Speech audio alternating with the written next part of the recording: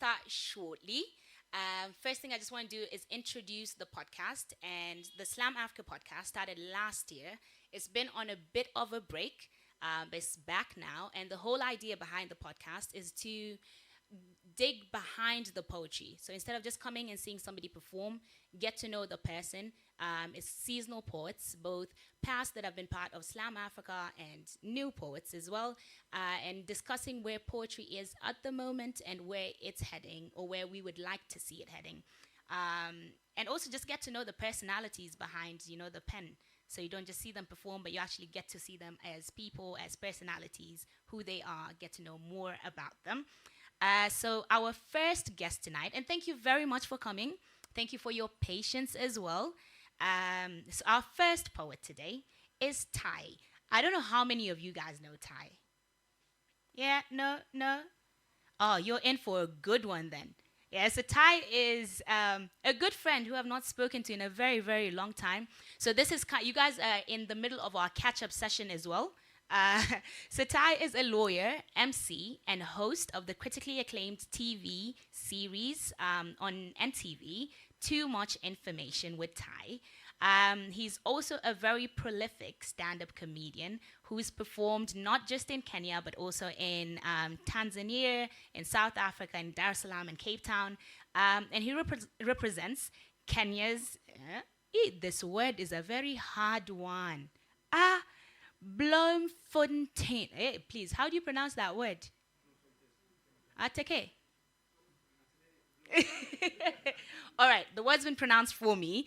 That comedy festival in South Africa. He was also the best performance in a TV show at the Kalasha Awards. Yeah. So we will just welcome Ty. At least just clap. You can clap now. He's not performing. You don't need to snap. Welcome to our humble stage, Ty. Thank you very much. Just give me a minute. This feels awkward. Good.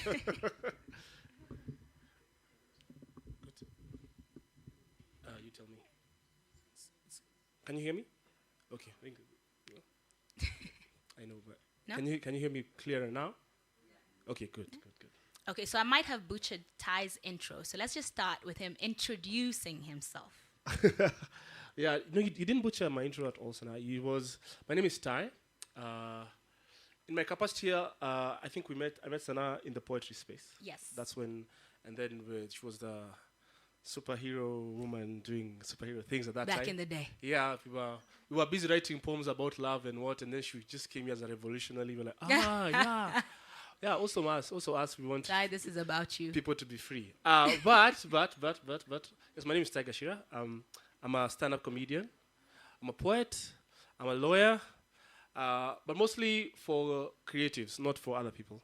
Yeah, it's for if you need stuff around IP, if you need stuff around contracts, if you need stuff around such kind of things. I give talks around things like that and owning your intellectual property. But also, I am a son. I don't know if I'm a dad. Unsure. I don't know, maybe one day I'll find out, right?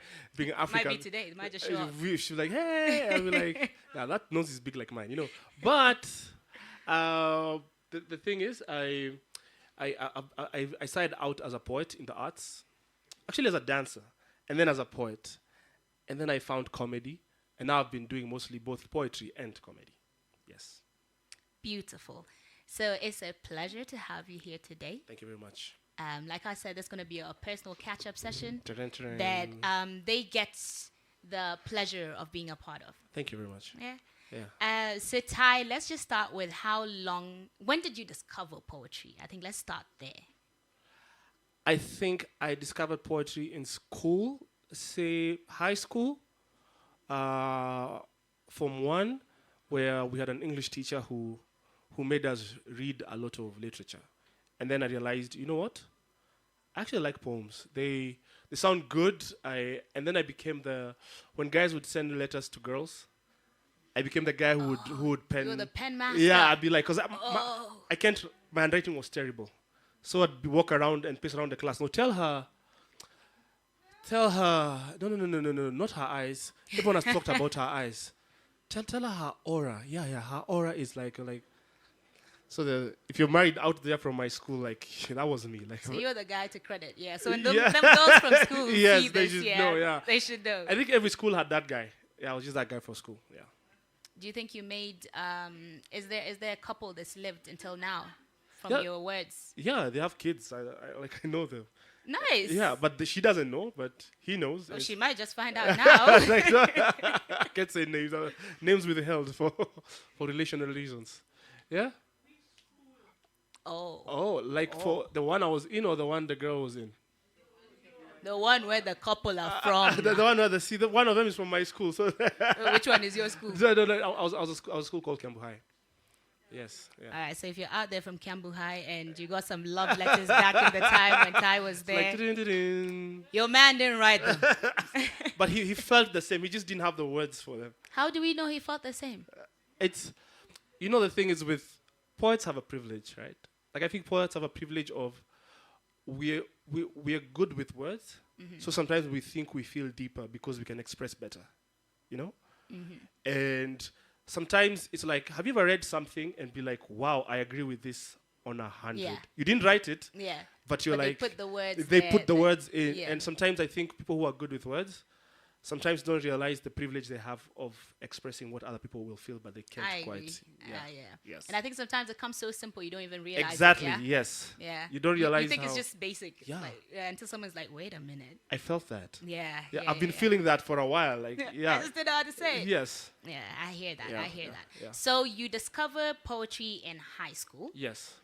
And you start writing poetry. Yes. Where was your first anchor in terms of, obviously you were writing love letters for people. Yes. In terms of your writing now, when you were writing for other people, what were you writing about? I think first thing it was, because I didn't grow up in Nairobi. Mm-hmm. So when I came to uni from Nyeri back home, I think the first things I would read about is about my experiences in Nairobi as like a village kid. Right. Like it was, because I experienced very weird things as someone who's not from Nairobi. Because I remember there's a day I was at the roundabout at Globe, and I met hawkers running, right? And since they were speaking my language, and they were saying they're trying to kill us, I ran with the hawkers from Ngachira Let's go. to like Pangani. Like I was just wondering what's happening. Was like, then I'm like, okay, there's some guys who are not running as well, but I'm running with these guys, and I'm like, so what do they want from us? They want to take the things we are selling. I'm like, but I'm not selling nothing. Yeah. And so like those experiences were like how I felt in that space, and just being like Nairobi is this creature that's trying to swallow me, and I'm trying to just just get into the safest side of a stomach where just take me gently, and then digest me well. Yeah.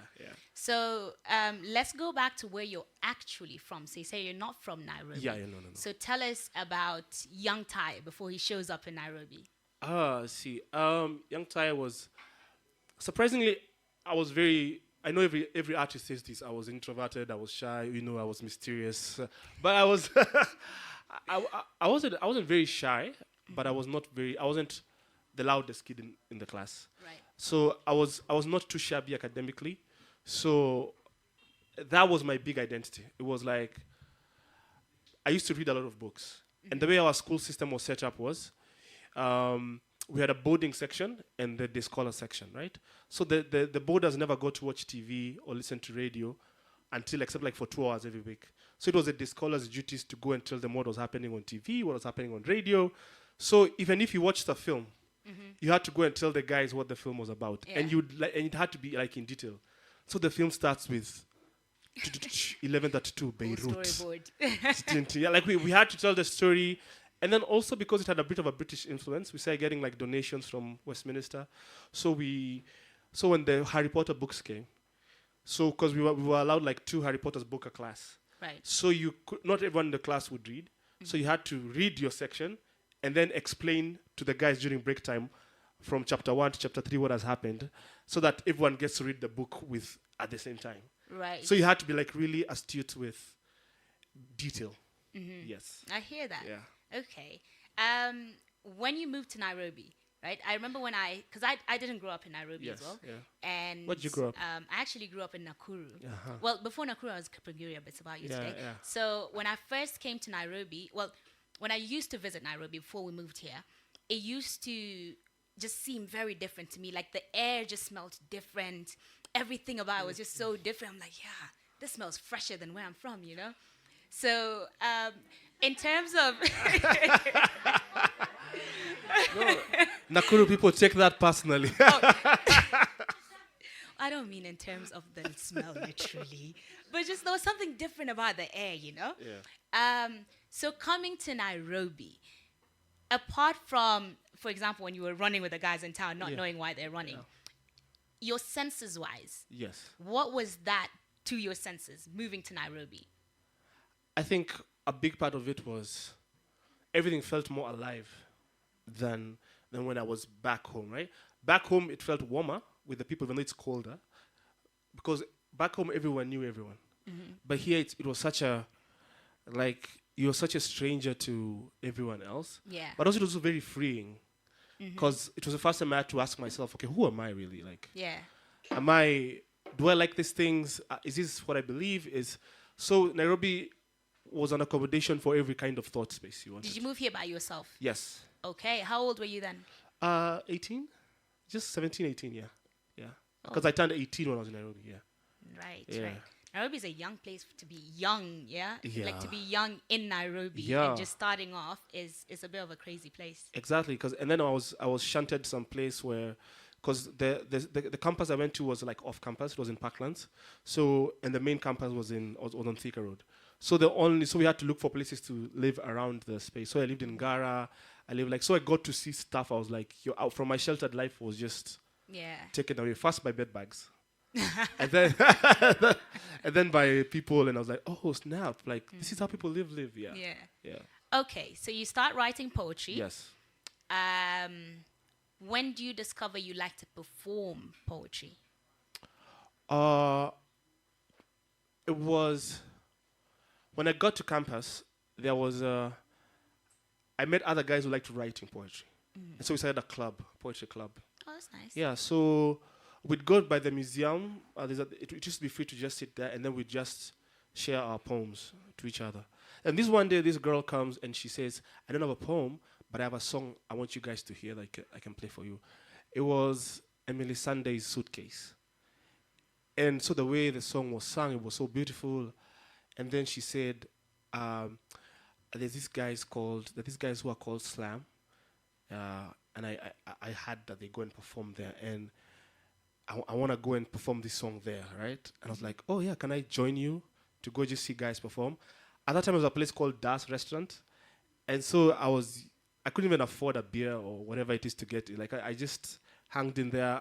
I looked for the coolest hat I could find because, poets are artistic and, you don't want to look normal, like, you don't say. And my fashion sense was like jeans or like ironed pants, Right. But I had a dream. I thought I could write, like. And so now I show up and I see these guys on stage, and these guys are just crazy, man. Like, they're so good. And I'm like, yo, are we even in Kenya? Like, are we on planet Earth? Because you're watching these guys and they're just going head to head. Some is like rapping, others are like, it's soft but it's good. You can tell like they believe what they're saying, Not quite yet, but Dofan was that first day. Dofan wasn't there. Yeah, it was. I think Checkmate Mido, and there's a guy called Pepe Hayes. At that time, Pepe Hayes is the one who did the first Sugar and with Lupita. Lupita was on the first MTV Sugar and then Pepe Hayes. Yeah.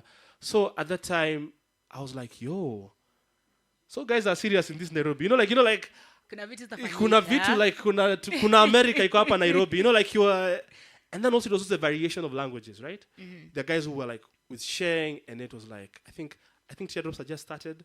I was like, Ushajuliza mbona ukifikiria akapause. I'm like, by that time mimi sijajuliza mbona nikifikiria. And then the guys would beatbox. There was a guy called Young Noise, and like, you're doing this with your mouth. Yeah. First of all, your wife must be very happy, but but still, it's like So I think that's the first time I came across, and it was just, I just felt awe. Yeah. Like I'm allowed to be in the presence of people who can do this.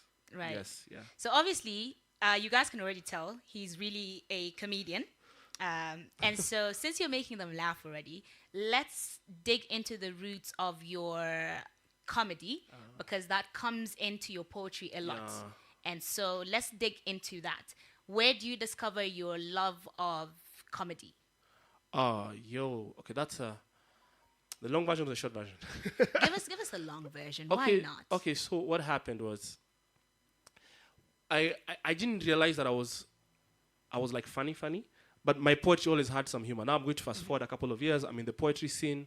Things are going really well. Then there was a slam that happened, and I think I was second place, right? And I was like, wasn't shabby. I was happy. So when the judges were like, "So why did you not? Why?" So I was like, "Hey man, why?"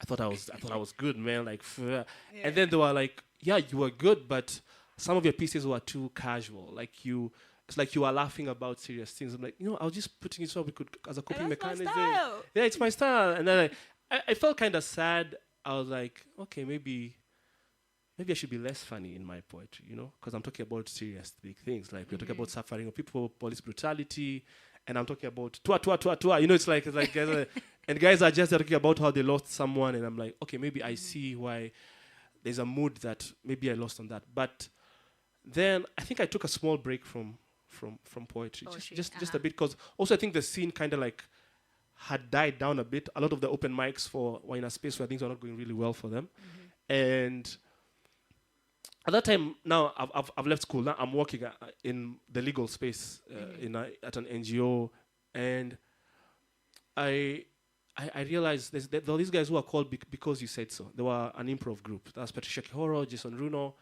and I always wanted to go to that to watch that, right? But I could never afford a ticket. Right. Because the tickets were like 3 Gs, and I'm like, I'm getting paid a salary of like 25 Gs, and I'm like, priorities. yeah, my priorities are very different, right? And I can't afford to, and I have to take a date, so half my salary can't go to just, Yeah. So one time they put out a call, and they're like, yo, I think they're like, we are looking for stand-up comedians. If you think you're funny, please join, right? So then this girl I liked at the time sent me this. She was like, Ty, I think you're really funny. Yeah. I think you should audition for this. I'm like, But then I was like, she always wanted to go to BYSS, so the only way I get into BYSS is if I come in as... So you didn't even do it for stand-up comedy? No. I just wanted to impress her. Yeah. Free ticket. Yeah, I just wanted to impress her. So now she chills. I'm like, yeah, we'll definitely do it. But then when I check, they say you have to send in a tape of yourself doing stand-up comedy, right? I'm like, yo. So I call up a friend of mine. Her name is Shani. She was in school that time for trying to do video player. Just record me doing these jokes that I thought of, and then we can send the tape, right? So remember we were I used to live in Ngong, and we snuck into a church at that time because it had the biggest compound. So we acted like we were part of their group, but we really weren't. So we waited for the meeting to end, and then we just went and I was like, okay, are you ready to shoot? And then we shot. And those jokes were like so bad. They were so bad. I remember one was about how at that time, guys, there were a lot of OD dancers. So I remember saying that when we're like older and we have dementia, and like our kids are wondering what's wrong with us because we... the idea, yes, but the delivery, so I kept saying like, and then all of us would be like, because now grandfathers called Brian and Kevin, be like, hey, Kuka Brian, why your hands always like this? You don't know during our days, and then so these jokes I thought of at that time, and then it sounds funny now. It's the idea that's funny, but you can imagine trying to tell that in front of a camera. Yeah. Even the girl who was recording was like, are you sure? Your friend will not tell you the truth at first. Like they will have to believe in your dream, Yeah. So, and I did, and I was like, so I sent in the tape. So, Gen Z, I say tape because back in our days we had, yeah. So okay, I sent in the video, and then luckily many stand-up comedians in our country did not see that call. So you're saying everyone was just, good people didn't show up. Good people didn't see the call. To take you. Yeah. And then they were like, oh, okay, I got a call. They're like, hey, we have come just for a meeting. And then I was just like, so like when we were called, we were like 4 guys, and I was about to explain myself. Okay, before you say anything, That was not really And that was, me. like, I just thought, like, I'm not being offensive, la la la. And then they were like, no, if you're here, you're in. I'm like, what? So no interview. Yeah, so like they just called us, tell us to just give us rules for that day, arrive on time, be there. I'm like, yeah, okay, yeah, actually, yeah, no. But then I have questions too. Yeah. So as the comedians, are we being catered to for, like, is there like a transport, like, those are things you start asking now. But anyway, the day comes. For some reason, that day they decided to have it like an outdoor space at Arboretum. Uh-huh. So I'm at like the end of, so we were the curtain raisers. And so I go, I do my jokes. They're terrible. Like, out of like 80 people who are scattered everywhere, it's like 2 who laugh. And they don't even ha. They're like, yeah. It could be a good idea. Like, I'm seeing some potential over there, right? But then, me, I don't care. I took my date for this. Sadly, she showed up when I was performing, So she saw how bad I did, But anyway, she was nice. Did she like you enough to see past that? Yo. She said she did, but no, I think she did. Like, she was not in a, oh my God, such a my man kind of way, but I'm like, I mean, he's kind of funny, like he tried, like he was like, she was kind enough. We started together the whole show, and we watched the rest of the show, and I really enjoyed watching. But now the thing is, I met with other comics who are also starting out. So at that time, there was an alternative comedy scene, English comedy scene starting in Nairobi, that guy I did not know about, right? So I met those guys who were like, hey, bruv, we meet every Monday to sharpen our material. Yeah. Could we? Could we meet up? So at that time, Ngong Road was being built, and I lived in Ngong, and I was walked around Yaya. So instead of going home with the traffic, I'd just come back to town at a place called The Blues, and we'd just bond with comedians and be like, oh, this is what we are doing, this is what we are doing. I think that's how my comedy journey started. Yeah, okay. Yeah. So now, in terms of your background, where you come from, your family, how does that play into both your poetry and your comedy? Okay, so I think it helped me be an outsider looking in, right? Like, people like to hear about themselves from an outsider. Like, say, if Trevor Noah came to Kenya, right? And he makes jokes about Kenya, we're like, we do that. We do that, yeah. So, like, people like to hear about themselves from another person's perspective. Yeah. In a humorous way. So, me being an outsider coming to Nairobi, I always making some strange like notes about Nairobi. I'm like, why does every Nairobi nickname have like 2 syllables? It's like J Mo, Bra Yo. I'm like, yeah, but your name is Ian. Why is your short name? Is that a Nairobi thing? Yeah, it's like if your name is Ian, right? Your shorter name, why is it Iano? Like, why are we adding an O to make your name shorter? But is that a Nairobi thing? I thought it was just a Kenyan thing. No, it's mostly no. Back home, we would not call you Brayo, Brian maybe, but not Really? Yeah, That's interesting. That's very interesting. Yeah, it was like there's a musicality to the way Nairobians would speak, and it's like So like even when they called each other names, it was a very like that 2-syllable thing kept happening. So poetry helped me see the word connection. Comedy helped me express it to people by making them laugh about it, Yeah. So I think so it was always like, let's listen to what this guy from the village is saying about how we guys are. Yeah. And so I think my background of not coming from that, but also now the legal background for having to look a lot into, because I used to draft a lot of contracts. Yeah. So it meant there's a lot of details I'd have to look into every single time. So words were a big thing for my profession, for this and for that. So it was a bigger part of. It's just sometimes you're like the things you do just find themselves somewhere. Yeah. I hear that. Okay. Let's talk about your process as a writer. Yeah. Do you have? Because I think every writer is different. Do you have a particular process from an idea to execution, or is it very jumbled up and different? What's your process like? At first, it was very inspiring. Like when I get an idea from the ether, and then I come and I write it down, and I used to enjoy it like that, right? But I read a book by a guy called Steven Pressfield, right? It's called The War of Art, not The Art of War by Sun Tzu. It's a book about art, The War of Art, by a guy called Steven Pressfield, right? And he calls artists to what he calls a deeper plane. He says that artists should become like athletes where now we should stop waiting for the inspiration, and like we should sit and the inspiration should like strike us, right? Yeah. So his theory is that like the gods or the god or the universe or the is looking for someone to give this idea to, right? But it only honors the person who sits by themselves Makes themselves and available. makes available to. It's like, hey, it's me. I should be the seer for this idea, right? So like it's sometimes because some of you artists here, sometimes you'll have an idea, right? And then you say, okay, I'll write about it sometime. And then you don't. And then the next time you hear someone who has such a similar thing to what you wanted to say, you're like, damn. Yeah. It's because when it was your turn, you didn't, you Yeah. didn't take it, right? Yeah. So the thing is, first there's the art that comes from a deep place, like something has happened to you, impacted, you've read the news, something big has happened, and you're like, okay, I don't like what's happening in the Middle East, I don't like what's happening in my country, and that takes you to a place where you have to, where like artists have the capacity to turn emotion into beautiful art, yeah? Yeah. But that's not very sustainable, because what happens is a lot of artists will now start seeking that dark place in other ways, right? So, Yeah. so a lot of artists, we are very prone to like, we want to do some drugs, we want to do some, because we know there's a place we go to and magic happens. But if life does not take us there, we say we are going to get there by ourselves, right? So now Stephen Pressfield is like, instead of that method, just be like, say like every day, let's say I'm a poet, right? I say like every day You are a at 2 poet. p.m., I'll just open a blank sheet of it and my pen, and I'm going to stare at it for 15 minutes, right? And I'm just going to jot down whatever I think will come, right? So my process is when I get ideas, I have like my notebook like on my phone. Yeah. I write them down.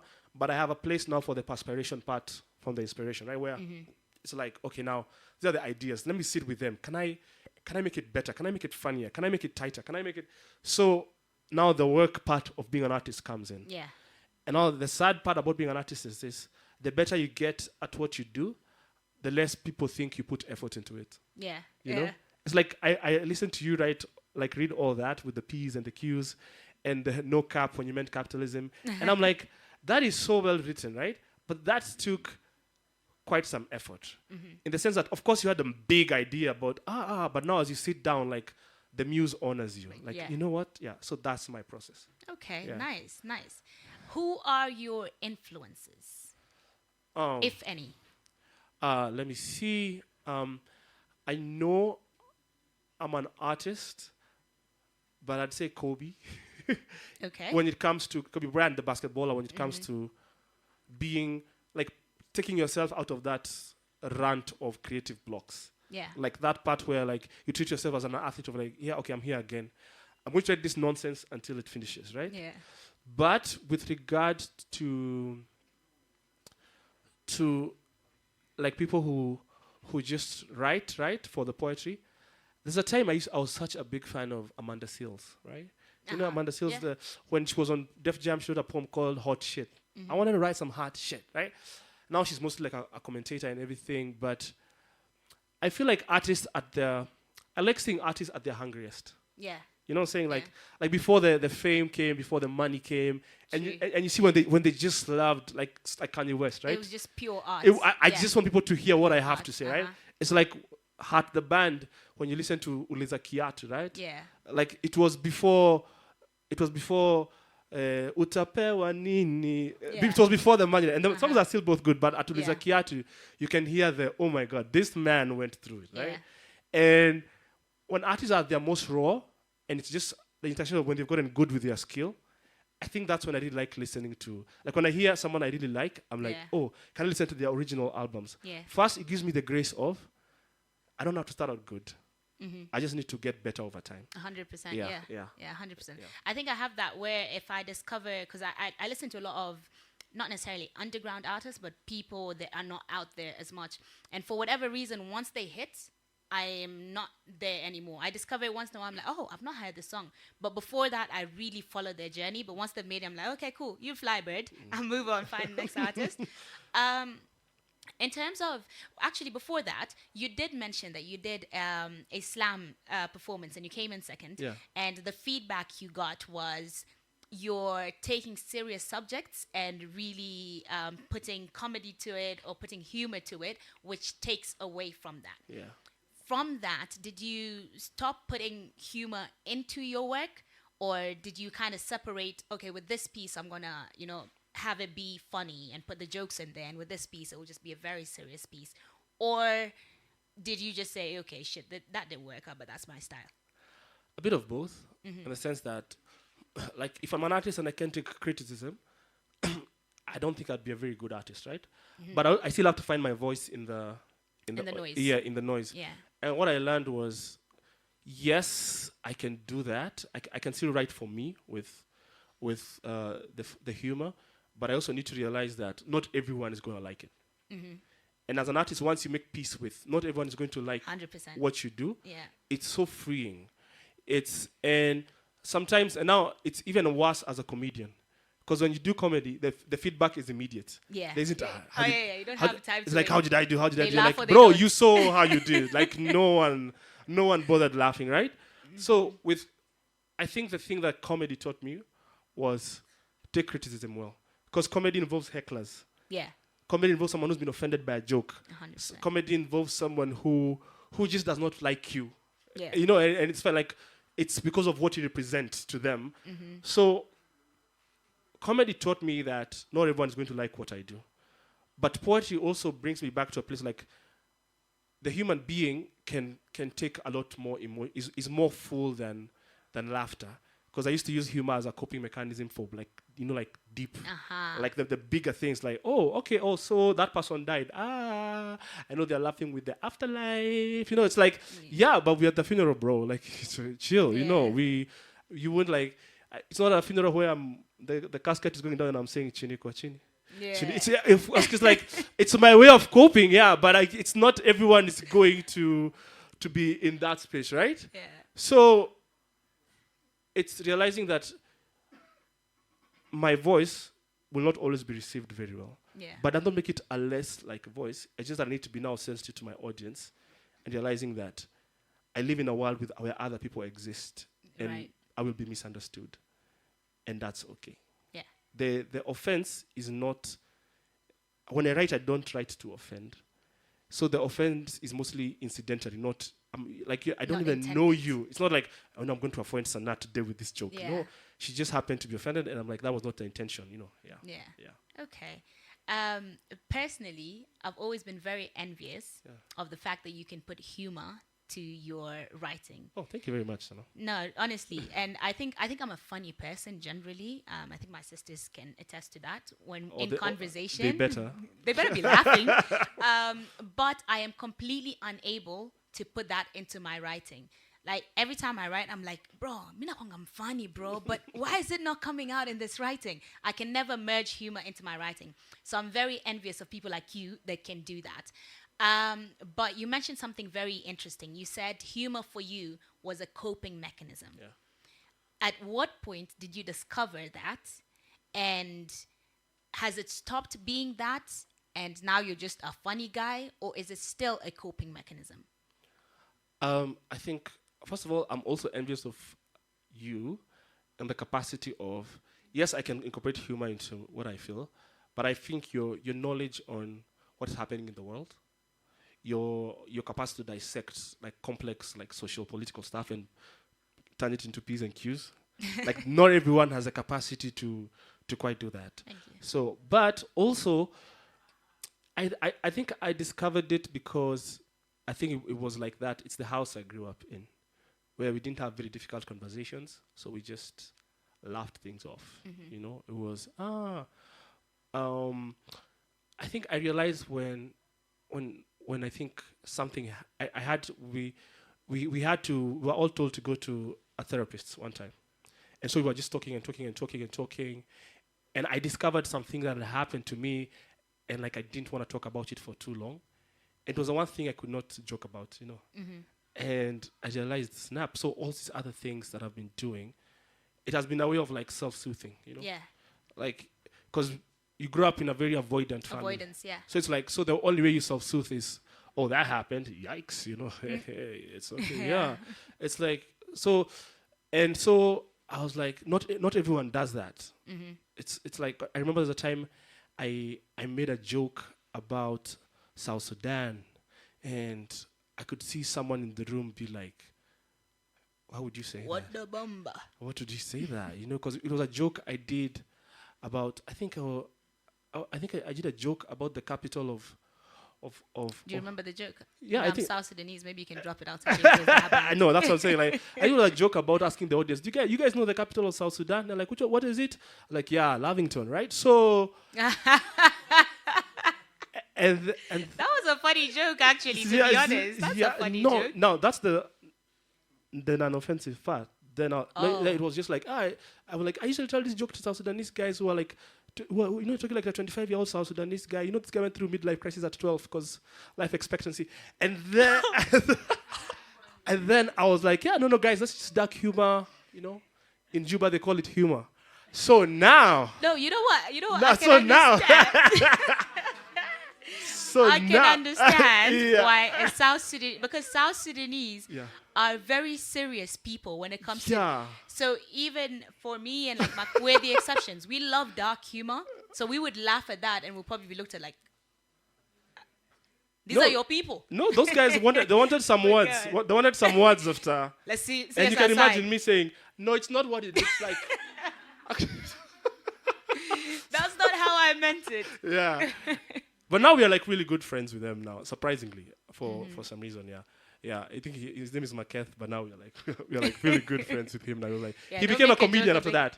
Oh. Yeah, he joined the comedy scene, and now he kept telling us those jokes of how South Sudanese say P when they mean F and F when they mean P, and it was like, now he just became making fun of himself now. Told me, I make fun of me all the time, so he made fun about. So you realize life's not that serious. Yes, but it's the time of realizing that not everyone uses humor as a coping mechanism. Yeah. And you have to be careful around people who face like serious things, and and they feel like you're making light of the thing that they've gone through. Do you know what? Actually, something that I've always thought is a lot of comedians are not actually funny, because what they do is they take misfortunes or crisis and turn that into a joke. So you're not actually a funny person. You're just good at scripting jokes, but you're not actually a funny person, because I think if you're actually a great comedian, then you can still do comedy without touching on certain things. So for example, if a comedian today, if you're making a joke about Palestine, I wouldn't expect your joke on Palestine to be about Israel and bombing Palestine. You could still make that joke, but find a way to make it, to humanize it, right? So a lot of comedians, not a lot, but some comedians are really just not funny people. You're just good at writing scripts. What do you think of that? Well, I think the rule in comedy is generally that comedy is about creating tension and releasing it well, right? Yes. So if you create tension, like if I decide to talk about Israel-Palestine, right? Now that's the whole room is tense. Tension, yeah. So if I don't release it well, now I'm just an edgy, weird guy who, Yeah. it's like, if like, the harder the topic, the greater the tension. Yeah. Things like pedophilia, Diddy, right? Yeah. So I feel a lot of tension, right? Okay, I could give you a small example. Let me say, my mom called me today and she said that she's joined the LGBTI community, right? Tension, right? So it turns out it's a Bible study group called Let's Go Back to Israel. Right? So you build tension, and then how you skillfully release it is depend. Now, if I make, okay, Israel, Palestine, say something like, okay, oh, look at you guys, like, oh, I see, where are you from? Or like, and I'm like, oh, is this like I'm Palestine? It's nice to see you alive. Right? So that is not done in good taste. Yeah. You see, now that, at its core, it's a skill issue. Yeah. It's a skill issue where you create tension, and then you release it. I think that's actually the best explanation I've ever heard about comedy. How you've explained that. Yeah, so amazing. the comedians you're talking about, they're just good at creating tension. But not releasing. Yeah, and the other ones who are too casual and boring is because they don't create any tension at all. You see, so that there's that dance of misdirection. Yeah. Where I'm like, do you know the police caught my kinyozi guy today for selling weed? Yeah. I didn't know he was a kinyozi. You see, so there's a skill of now, that's misdirection. You see? Yeah. So the thing with comedy is, what you're mentioning is guys who are just not skilled enough. Yeah. You see? Of course, there are those who can be skilled enough, but you just disagree politically. Yeah. For them, they think like that other side is Yeah, correct. it's a whole different. Yeah, but that's a different matter altogether. So the other one, you just sound a bit edgy. Where me, I talk about the big stuff. Me, Yeah. I'm a ha-ha comedian, right? Yeah. Where I made even topics like religion, right? Religion is quite the. If you throw a topic about religion, sometimes it's the audience that I'm in that will. If I was doing something for Mother's Day and they're like women who are above 40, right? My audience matters. I will not do funny Jesus jokes in front of them, right? Yeah. But when I'm with my age mates, okay, maybe we can, I can tell that I was telling this Christian girl, my rod and staff shall comfort you. Yeah. Right? So now that, it's funny here, right? So it's just there. about understanding where you are and being like conversant to, like just being edgy for the sake of being edgy is not being a good comedian. Yeah. Yeah. You can be realizing where I am and what I can, and learning my culture sensitivities and walking that thin line is what makes me a good comedian. Yeah. Got it. Yeah. Now, what about the opposite, right? So for example, if I was reading poetry in front of a white crowd, I will go for the most uncomfortable pieces. Yeah. If I'm reading poetry in front of women, I will do pieces that criticize feminism. Yes. So what about the opposite? Where do you find that balance between reading the room or is that part of reading the room, do you think? Yeah, I think with poetry, I think poetry is forgiven a bit because poets are supposed to, like we know I'm not going to a poem to listen about how you love the Lord, right? Yeah. Like with poets, you kind of know that it's made to make you feel a bit uncomfortable. Right? Yeah. It's like. So that's the difference between poetry and comedy. With comedy, I want you to laugh. Yeah. And then back then you're at home, you're like, oh. But poetry hits you with the truth in your face. Do what you will about it. Yeah, do what you will. Poetry is like, no, this is happening. Poetry is you're killing a woman. Yeah, hakuna story. Hakuna stories are, maybe did he? No, he said you're killing women. Simple. You see, that's a very different way of engaging, right? Yeah. And also poetry is a lot of tension. Poetry is not about releasing tension. Yeah. If anything, poetry is about creating tension. Leave it even at the tension. Yes, like poetry is very different from comedy. Yeah. Poetry is supposed to make us feel, okay, but why did she say that? Like that's, yeah. So if you go in front of women and you're criticizing feminism, it's like, wow, okay, why did she say that? Even worse, yes. Doesn't she know what feminism has brought to the no, and that will be your discussion after that, That's right? the point of it, yeah. And also a big part of, but comedy allows me to have uncomfortable discussions under the table. Yeah. But poetry is, there's no one at the table. Yeah. Let's talk about this, yeah. So how do you, as a poet and a stand-up comedian, strike that balance between understanding that the two art forms are very different? Do you ever write pieces that you think are going to be poetry, and then you realize halfway through, nah, this one should be a script for stand-up comedy? All the time. Yeah. Like, and vice versa as well. Because sometimes you see something very serious and let me write a joke about, I don't know, the protests that were in the country, right? Then you're like, nah, too cheeky. And then I'm like, no, I mean Rex, Nani, and I'm like, yo, I don't think I can. I don't think this should not be funny, right?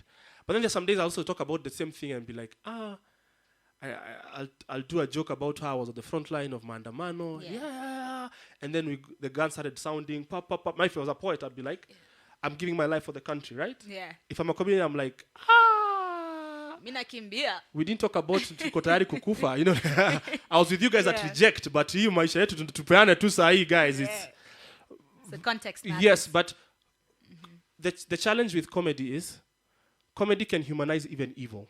Yeah. So you have to be very careful about how you engage. Do you not think poetry can do the same as well?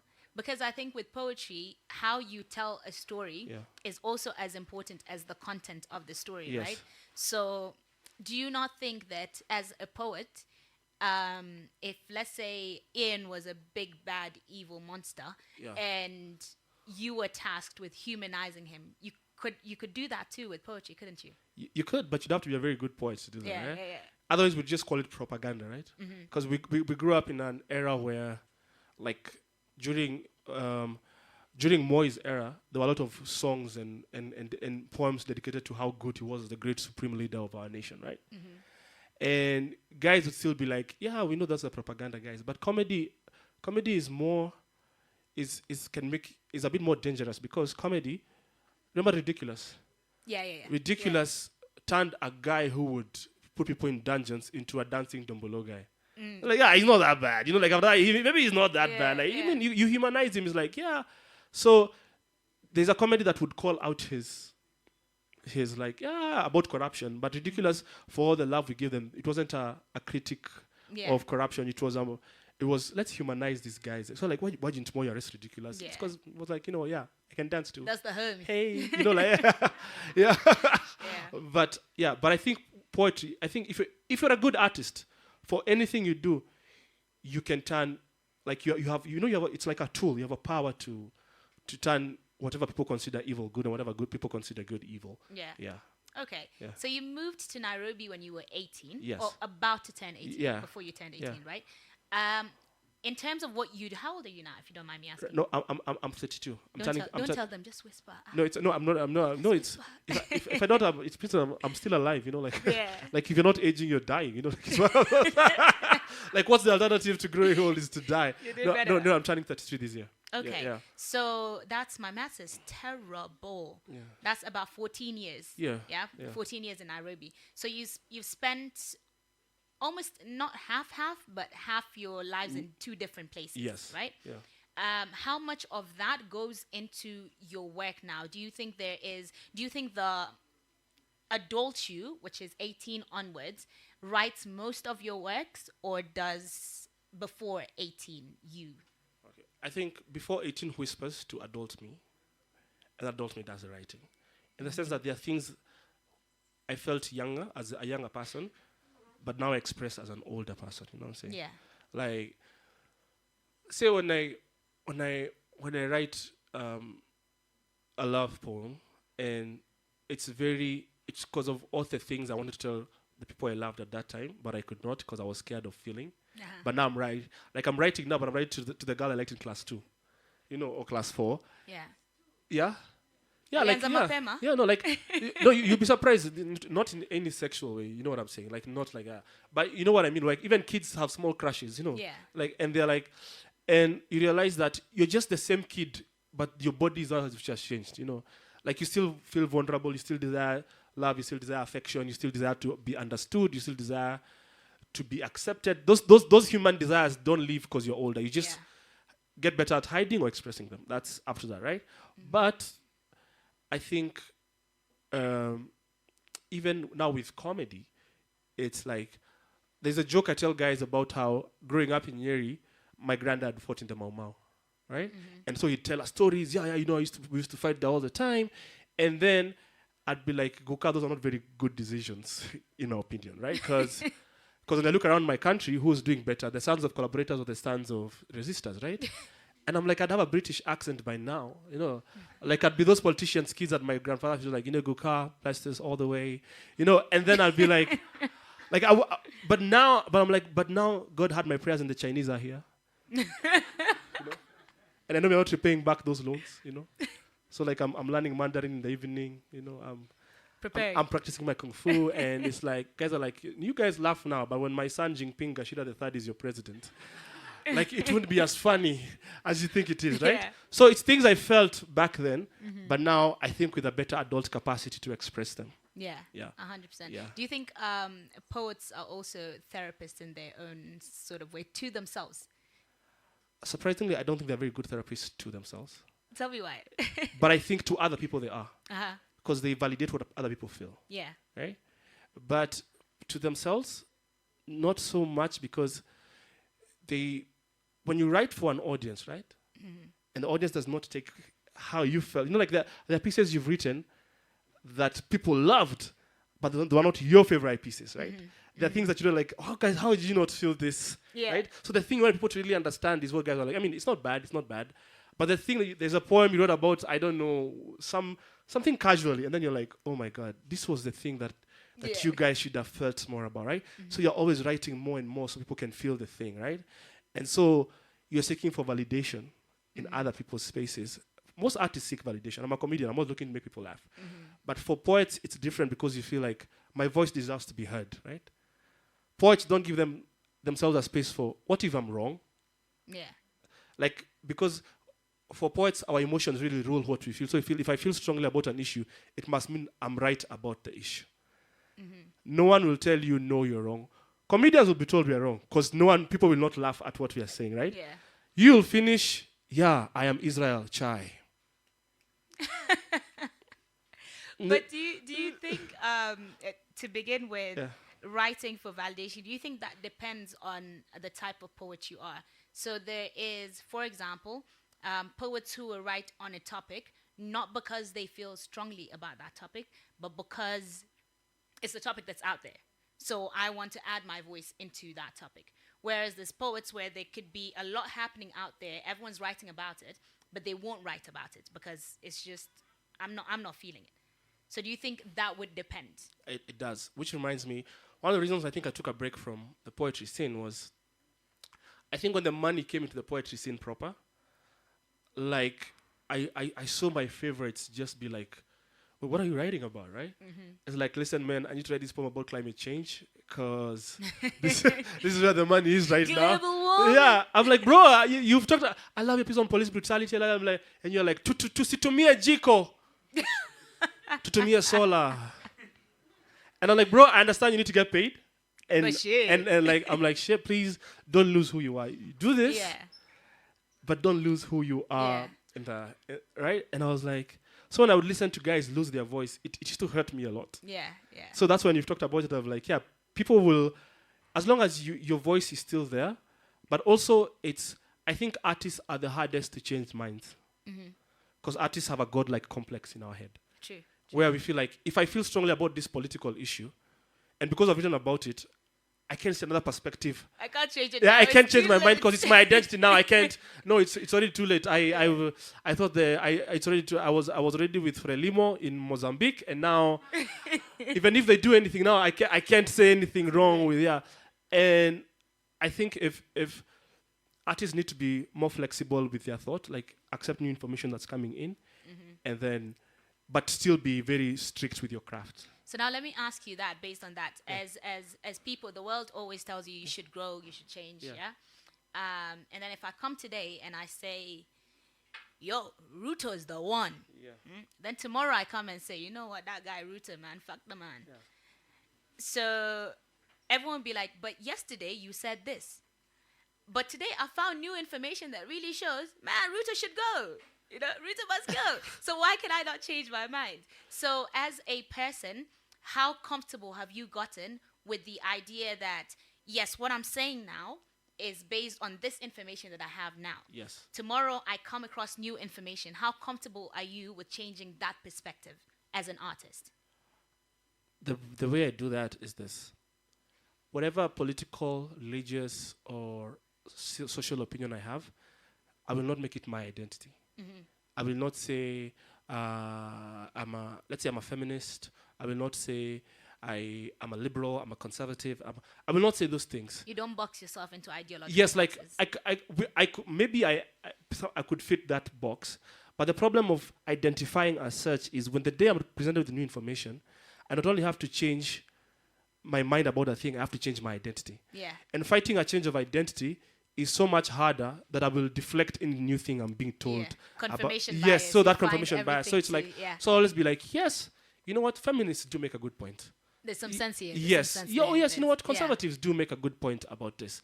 So that when the time comes and I'm told, actually, no, research has shown, no, this and this and this, actually, I can't be like, shit, but I'm a liberal. Like, I have to, but I'm a Pan-Africanist. I have to agree with these guys because that's who I am. No, it's like, I agree with that opinion as of this moment. And the reason people want to put you into that space is because the human mind does not want to understand complexity. Yeah. It just wants to see people in a block. Black and white. Yeah, these are the liberals, these are the feminists, these are like, I won't listen to these people. So that even when you stand here, and one thing I learned about in comedy is, it's good to know who you are, but it's even more important to know what you're seen as. Mm-hmm. So people are like, no, this is the real me. Yeah, that could be the real you, but you need to know, when I stand here, who do you see? Mm-hmm. They see he's a man, or In Kenya, your tribe is important. He's this, he's this. So when I speak this, they see me in that lens. If I don't acknowledge how people are seeing me, my message is going to be diluted, right? So even the way you, so that when you speak, people know you're Sanna. If they know you, they knew you grew up in Kenya and some other places. They know your dad is a legend in Sudan, right? But so people don't listen to your point because of who they think you are. So when you acknowledge who people think you are, when you stand in front of them, you need to first combat that bias of like, then they can get past that. Yes, let's get past that. Yes, I'm a guy. Yes, I'm this. I acknowledge that this is how it might seem. Yeah. Then I can move beyond that. Yeah. All right. Being Thai. Yeah. Being Kikuyu. Yes. Being Kenyan. Yes. Being a man. Yes. Being what's another very neutral identity I can place on you? Well, being a comedian. Yes. Being a poet. But how does everything you are, apart from being an artist, play into who you are as an artist? So, being Thai, a man, a Kikuyu, a Kenyan, being born somewhere else, grew up after this somewhere else. How does all that come into your art? I think even subconsciously it will. Yeah. Like, I remember when I came to Nairobi for the first time, I met people who don't vote like the guys from where I am from. I'm like, wait, so the other guys are real. Like, you think that everyone in the country thinks like you. Yeah. Like, oh, you guys vote for the other guy. Oh, you guys are not the guys I see on TV. Like, oh, you guys are like real. You're my roommate and you, oh, okay. So I think your identities will always influence your biases in your art. Yeah. And you have to understand that that's going to happen. You're not a neutral person. There is no such thing in the world as a neutral person. If you have a brain, you have a bias. Yeah. So the way you see the world is shaped a lot by the way you grew up, your environment, the people you admire. And the thing is, as an artist, acknowledge that bias. Yeah. Once you acknowledge that this is how I see the world, right? Like, I see maybe through a religious lens. I decide, let's say, if I'm Muslim or if I'm Christian, like, this is how I see the world. Like, this world will only be saved until Jesus comes back. And if that's how I think, I need to realize, listen, guys, the only way we take this world is unless we Islamicize the whole world, right? And you need to realize that when you meet someone who does not think like you need to realize that I really don't care what you think. My big part is, why do you think what you think? Oh, I'm a this. I'm like, okay, that's interesting. Why? When you understand people's why, it's now easier to even see, I see why he was reading that, why he said that, why it makes more sense. Instead of like, you think like this, let's fight today with immediate effect. You see, it's a question of like, I think if we were more curious as a human species, it'd be much better. Okay, I like that. I think it's very, I think one thing also, once you acknowledge your own biases, it makes it much easier to understand. Say I was a staunch Muslim and you're a staunch Christian. Once I understand that is my bias, then it makes it easier for me to understand why that is your bias and be able to have that respect, right? So I'll just open it quickly to the audience first. I'm sure you guys have loads of questions, but unfortunately, we could talk all day. We don't have too much time, so maybe I'll just take 2 questions for Ty. Don't be shy. Even 0 is good. It's like he only eats women, not men. Oh, wow. Yeah. Yes.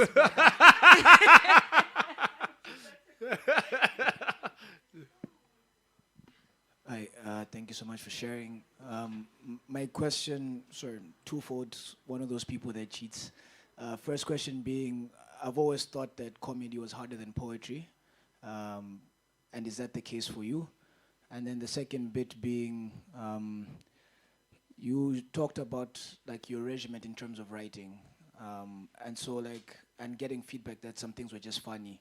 So how do you decide which criticism or like feedback to take in and what criticism to ignore? How do you make that decision? Okay, comedy and poetry, which one is harder? Wow, I think both of them at the bottom of the pyramid, they're easy. At the top of the pyramid, they're also like very, very hard arts. It's just that the process is different, and both of them are very niche arts. If you're here, right? If you're in this room, chances are you're a very niche person, generally speaking, right? Like there's a way you see the world. That's why you could be somewhere right now. I mean, you could be somewhere getting tipsy right now, but you're here listening to artists talk like they know everything about the world, right? But it's not what's hard, right? It's what is worth doing. You know, anything that's worth doing is hard. Poetry could be easy, but to be to be a dolphin is not easy. Like to get to that place of poetry is not easy, right? To be a comedian, I mean, everyone has a friend group who thinks they laugh. Everyone had a class clown, right? There's that level, but there's a bit of like, hi guys, my name is Ngachira and I want to make you laugh. They're like, yeah, let's see if you can do that. Yeah. Now that's a different. It's a skill level, right? And for some people, naturally may have affinities for either, but both can be learned over time. Mm-hmm. Yeah, it's just that comedy is less forgiving and poetry is more affirming. Yeah. And I think his second question was, how do you, the criticism? Yeah. So the criticism I take and not take is, it's very contextual, right? If I'm at a slam poetry thing, and I think I'd like to hear what the judge thought. That's a space where, like, I'd like to listen to, because this person has no bias against me. It's not like they were somewhere looking, and then number 17 is going to show up, and I'm going to tell him he will never do comedy again in your life, you know? Yeah. But also it's, take it from people who you would like to become like. You know what I'm saying? Mm-hmm. Like, people you have at least a modicum of respect for, but also people, sometimes I don't think you should take it from your friends too much. I know this sounds bad, and that's because your friends will not always understand you in the beginning, you know. They like this version of you that exists now, the comfortable version of you. So when you're rising to a higher plane, whether it's in art, comedy, you might, and they want to keep you safe, they want to keep you grounded, right? They still mean well for you, but there's a space when you get into, you want to talk to people who are a higher or far longer on that journey than you. So take criticism from people who you want to become like, or whose work you admire. Yeah. Makes sense. Second question. Hi. Before the question, first of all, I would like to say thank you. I really admire your journey. Thank you very much. And the fact that you're so real. For once, I've seen an artist who says they began small and their first day was so bad. There's no sob story. There's no perfect story there. It's just a normal person. And also the fact that you said you have to put in the work. Not like how other artists make you feel like they got some special inspiration from God. An angel drops a letter for them, and then they just know what to write, you know? Yeah. So you have to put in the work. Thank you so much for that. My question is a bit personal. Now, no, this is the one we've been waiting for. I'm just a poet. It's not in that line. Don't say that. Don't say that. Never say just. Yeah. Okay, you are a poet. Yeah. No, yeah. Mm-hmm. As I was sitting here and she posed a question about your personal life, how you grew up and all that. Every time you get such a question and then you have to talk about yourself and all that, is there a point where you feel so much exposed to the world? Is there a point where you go back and sit down and say, oh, maybe I shouldn't have said that, maybe I should have added this? You see, like in social media where assume you had a great day, you took cute photos and then you post and then later you're like, why did I do this? Now, in terms of you and talking about your life, or is there somewhere you have to put a boundary and come up with this consistent story that you will be telling in every platform? I see what you mean. Thank you for your question. Yeah. I think I call it post-yap clarity, you know. Like, like you were like, okay, I shouldn't have said that. Like that was... they didn't have to know about my mom like that, you know. But thank goodness, unlike Sanna, most interviewers are lazy. So you can bribe. It's very like, hey, and where did you grow up? Hey, how many? Okay, good. How has this impacted your comedy life? So after a while, you can even say your life story. I don't have to cram the story because I've lived it, you know. Like it's not one of those things. It's like asking me my name, you know. Yeah, but yes, there are things, unless the interview has really gone to a space where like, oh, that was a really good question. Like no one has ever asked me that before, right? But you generally after a while, it's you realize, okay, this is the environment for say like here we can talk about deeper things because here there's an artistic element about it, right? If I'm on TV for 5 minutes, I won't talk about deep things. To be like, yeah, you know me, yeah, you know I was there, yeah, shout out to niggas in Nyeri, yeah, right? That maybe. So it's very contextual, yes. Okay. Yeah. So before we close up, Ty, what is a story you've always wanted to tell but have never gotten round to telling? Okay, someone took that challenge. I was like, that's a good challenge. Let me take it up. Yo, snap. Oh, wow. So you remember. Hey, that's a really good question. No, I'm trying to I've think never like, been hey, asked that sorry, I before. wasn't tell. Because I talk a lot. I'm like, how do I not say? I think it was when I was, I don't know whether I should talk about this, but when I was 5 years old, right? And this is a story that came to me back when I was in high school because it happened, right? We had a house help, and she used to be very kind to us, especially in front of my mom. And even me, she was never unkind to me. But once in a while, she'd ask me, when we go to the bedroom, she'd ask me to remove my clothes once in a while, right? And I'd be like, what's this? What's happening, right? And, she'd lay on top of me and make noises, right? And you never think of what that is until like you're grown up, and you're like, snap. Okay, that happened, And it's like I never tell my folks this because I'm like, what will they do now? Will they go look for her so they can, Mm-hmm. But there was a time, I think I was like 22. I saw her, like at a place called Karatina, like. And I said hi to her, and she said she didn't even remember who I was, And I was like, okay, so this thing I'm carrying is Wanja is not carrying it clearly, Yeah, so maybe that one, yeah.